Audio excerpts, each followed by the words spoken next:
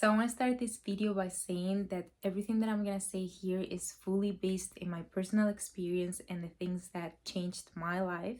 But if you really want to know what's blocking you, I suggest starting therapy because that's what's really going to give you the insights you need. And that's what I did and what have allowed me to be at the point I am now.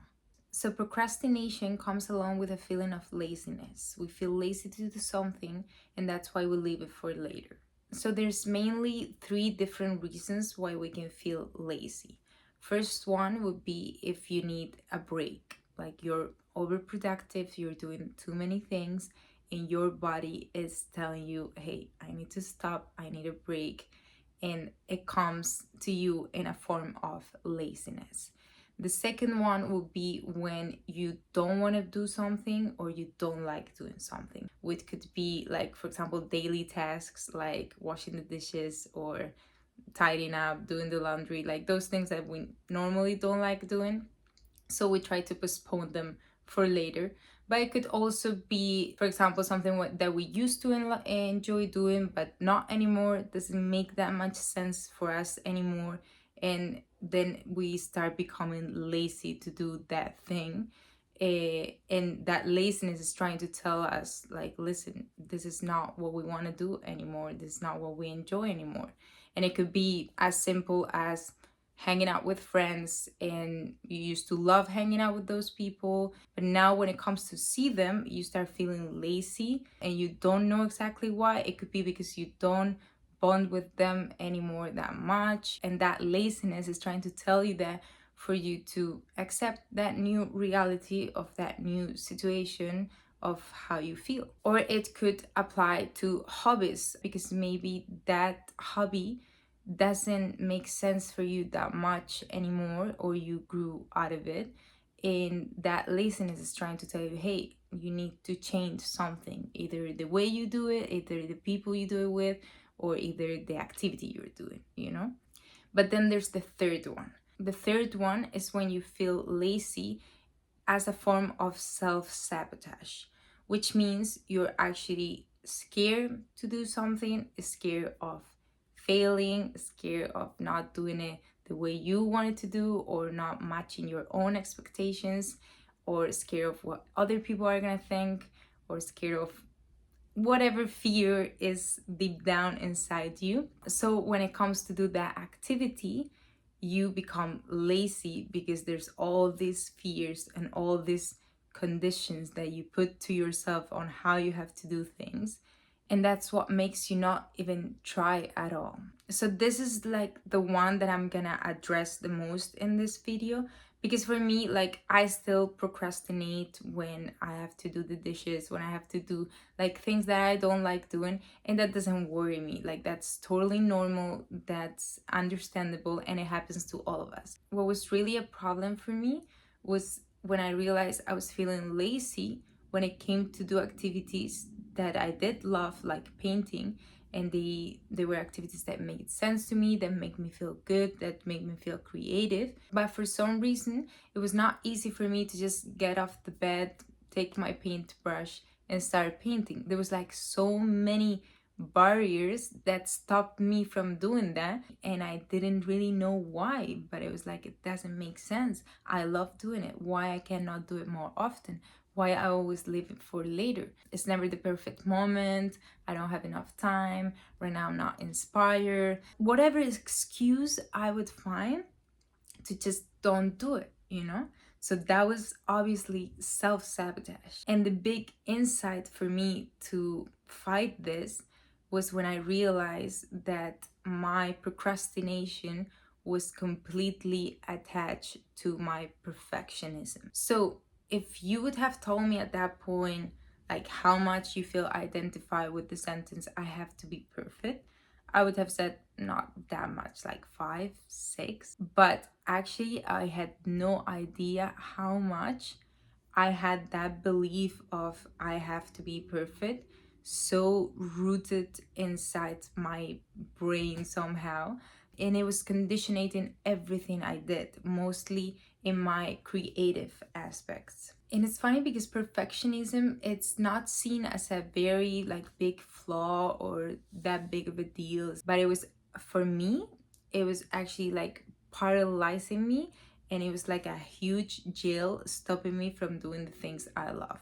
So same with painting. So I would put all these conditions on how I had to paint, and it didn't make sense for me anymore. It's like, okay, I don't feel like painting, you know? Or I would search for the perfect moment to paint. And it has to be when I have a lot of time ahead of me, when I feel inspired, when I'm not tired, when like a huge list of requisites that I have to match in order to paint. So that perfectionism, that need that I had of trying to do everything perfect was actually stopping me from doing things at all. And that perfectionism actually came from a fear of failure. I wanted everything to be perfect because if it's not perfect, then it's more likely for me to fail. And if I fail, I'm gonna suffer.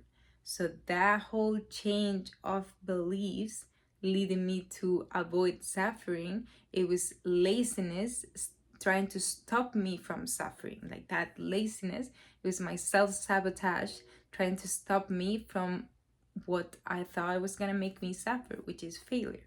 So for me, in order to stop my procrastination and that feeling of laziness that I used to feel when it came to painting, I really, really had to work on getting rid of the perfectionism and getting rid of that thought of I have to be perfect, I have to paint this perfect, or this has to be great, or maybe not perfect, but just like this painting has to match my perfectionist standards, you know, it has to match my expectations. So the way I got rid of it again was through therapy, but also like exchanging that thought for another one. So you have a limiting thought and you have to exchange it with a thought that actually enables you to do the activity. So for example, for me, the thought I want to be perfect, I exchanged it with I want to be authentic. And that alone automatically removes all the pressure of I have to match this expectation, I have to do things this way, I have to be this other way. It's just I want to be myself. I want to do the best that I can with the circumstances and the tools and the time that I have now today. And I don't have to be perfect. I don't need to be perfect. And this just has to be authentic. And when that thought really sinks in and I started to allow myself to be imperfect, is when everything changed. Like allowing myself to be imperfect right now for me is like a superpower. It's what allows me to do anything, anything. Because if I am allowed to fail, if I'm allowed to do things not a 10, but a 6, I can do them. I can at least sit down and do them. And as a result, I end up being more productive. I end up not leaving things for later because now is a good moment. Because it's not the perfect day, it's not the perfect time. We don't have the perfect tools, we don't have anything is perfect. But with what I have, I'm gonna do my best and I'm gonna try to create something. And creating something, even if it's not perfect, it's always better than not creating anything at all because you want it to be perfect. So if you don't know yet, I'm doing a challenge of painting one portrait every day for a year. So since the beginning of the year, I've been painting one portrait every single day. And I'm recording this today in day 117. So it's been 117 days that I've been painting portraits every single day. So this, in my creative block moment of my life, would have been something impossible, because when you seek for perfection, it's impossible that you can be consistent for 117 days. And this challenge for me was a way to get rid of that perfectionism. So the ultimate goal of this challenge is not even improving my painting, it's mainly getting rid of my perfectionism. Because I thought if I do something every day, there's no way I'm gonna do that thing perfect every single day. But if I do it every day I do it imperfect.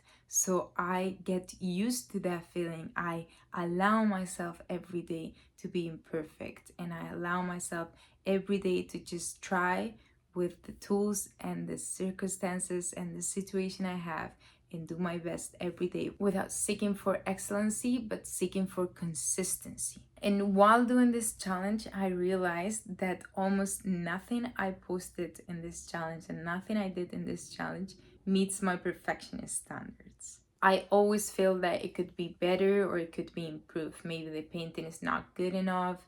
Maybe the video I recorded with my phone, so it's not like the best quality. The editing is not the best. The voiceover I do on top, maybe I don't like my voice that day, or I don't like what I said.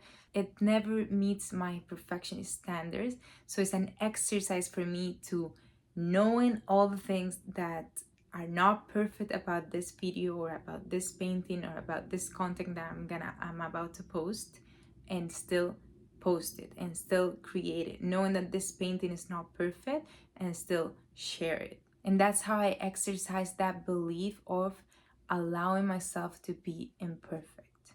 Because during all my life, I've been letting those small details to stop me from doing anything at all. So I would not post that video because the painting is not perfect, because the audio is not perfect, because the video is not perfect. And I would just not do it, or not even try to begin with, because I knew it's not going to be perfect. But I'm so proud that I've been creating paintings that were imperfect every single day, and that I've been posting content that was imperfect every single day, because what I wanted to be is consistent. And for that, I need to allow myself to be imperfect. Also, because you can't improve at something if you don't allow yourself to be imperfect throughout the process. So, if I want to make good YouTube videos, I have to first make bad ones at the beginning. And allowing yourself to be imperfect doesn't mean stop improving at all. It means that while you get better, you have to allow yourself to fail. For example, I'm doing this video and I could have waited to have a better camera, a better setting, a better lighting, or be better at talking to the camera. But while I get those things, while I get better at those things, I still can create, and I still can share my thoughts, share my process, and hope that it will help someone, even if this video itself is not perfect. So, yeah, just for me, allowing myself to be imperfect is a superpower that makes me able to create way more things, and I can just have fun and enjoy the process while I'm in the path of getting better at all those things. So, next time, whenever you catch yourself procrastinating something that you really want to do, think about consistency over excellence and authenticity over perfection. And just be patient with yourself. This is a long journey. We all have beliefs that have been with us since a long time, so we cannot get rid of them overnight.